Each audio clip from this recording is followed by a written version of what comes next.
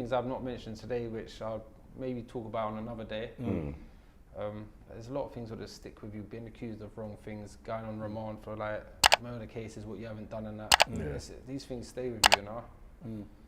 In regards to coming out of prison, would you say that there's a lot more that the state or government could do in regards to rehabilitating offenders? So, for instance, you said you was in a hostel when you first come out, and I guess is that the typical route of when you come out? Is you've got to stay in a hostel? For violent offenders, people like who've been jailed for armed robberies, murders, anything with what involves violence, you usually go to, they call it an AP. You get given like a key worker. They go through little bits and pieces with you. I think they need to do a lot more one-on-one work with us when we come out of prison. We've got probation, which we go to once a week, but they're so overwhelmed with work. It's not enough for us. We need another person involved to actually sit down and have these conversations with us. Like my probation officer is helpful. He like motivates me when I get there, but I could probably do with seeing someone else once a week also. You know, what I've tried not to do is overwhelm myself with too much things to do. Like I see, like if I have to do 4 things in 1 week, I see that as too much work for me. Then you switch off, and then I will switch off. Whereas I've got to see you lot today. Tomorrow I've got probation, and I've got to finish another part of this gym course I'm doing. And then I get to relax for Friday, Saturday and Sunday, so I know my limits. If you could walk into any situation right now, sort of job-wise, business-wise, and say money isn't the issue, what would it be? And then if you could literally just start something tomorrow without any qualms, what would it be? I would love to be on with people like yourselves, a TV panel with people like ourselves, someone who's been to prison, someone who's doing something else, someone who's doing a PT, like mix it up a bit. Like I'd love to be mixed up with like celebrities and stuff, you know. So I'd love to be on a TV screen doing like even if it's going camping with people like from Towie or Made in Chelsea, people like yourself, getting us around a campfire, telling us different stories, how we grew up, how different we are, but we're the same at the same time. You know, I want people to like look and think, you know what, that guy's actually alright, you know. He's cool. I think it'd be a little good. No one try and steal my idea. Serious, like, that's my idea. Well, no NDAs were signed, so.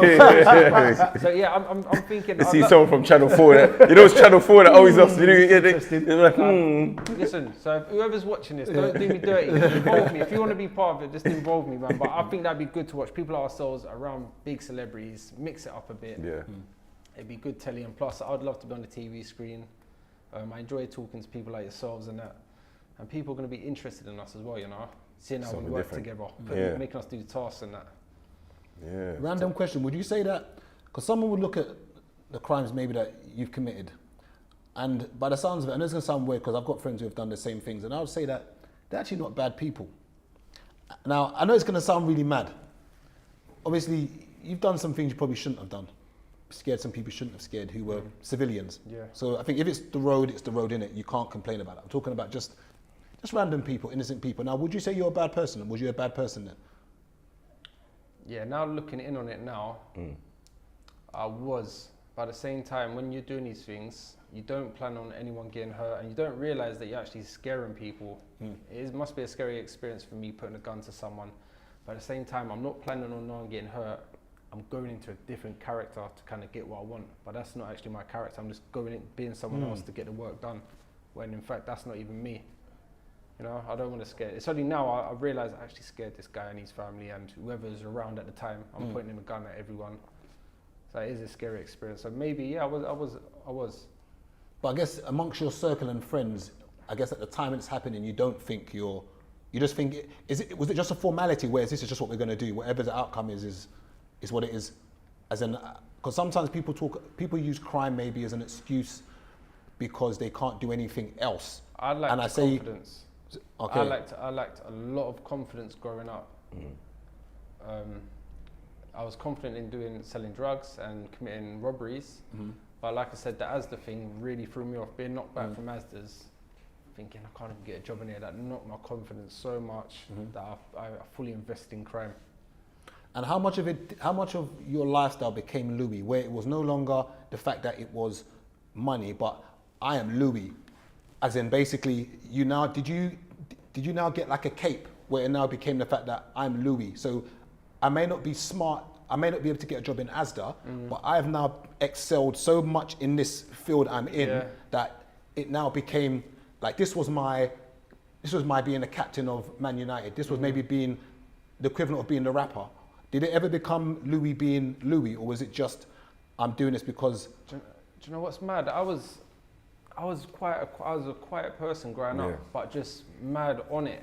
Like I was always in the background, but when it's something's happening, I'm right at the front. I was always mad respectful to people though. Like I've never been a bully. Would you agree with that? Yeah. Yeah. You see, like, remember, them man grew up from that bit of Stockholm. But the thing is, like, even though I would never go round there too often, because the ranks and Grim and everyone who come visit our side, I would always hear, right, yeah, so-and-so, da-da-da-da. I would hear everything that's happening on their side.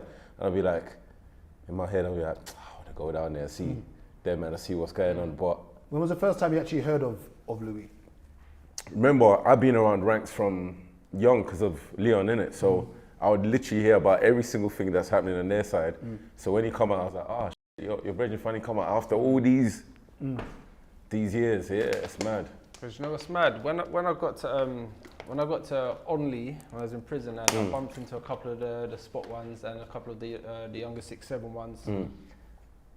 They referred to me as the mad white one with the dog. They didn't know my name. Yeah. So when I got there, it's like, you're the mad white one with the dogs. Because remember, I used to have a Jeep at the time. Yeah. So I used to have one of them old school Land Rovers. You can press the button and my back window comes down. Yes, My dog would be hanging out the window. I had a pit back then called Major. He's in he's in a few of the old videos and that with Timber and that. But I was just known as the mad white one with the dog. Yeah. And then there's like, what is your name? I was like, Lou. Because I was so quiet. No one would know my name like that. So would you say that a lot of your culture and upbringing was technically, I hate using the word black, but would you say most of your culture and upbringing growing up was around the black community? So you kind of was infused in the kind of things they did, ate the food they ate, listened to the music they ate, music they listened to, sorry. Because even when you mentioned that you used to date black girls, for instance, was that primarily because of the environment you was in and the mates you hanged around with, going to black raves maybe, whatever a black rave is? I was at all the dances growing up and that, to be honest. No, not really. I was still like, obviously all my family white, so I still had to go to the pie mash shop and that, or I go to like the Foster's residence and I get some jerk chicken and that, or I go, you know, I love all types of food and that, but it's mad, it's not into, I never used to cream my skin, innit? As a white, what age? Bro, like, I remember like getting dressed and What you say, bro, just ashy? Bro, I don't even know what it was. I remember I was getting dried and that. And then I was like, yeah, man's ready. So, fam, you're not gonna cream? I was like, what creaming for, bruv?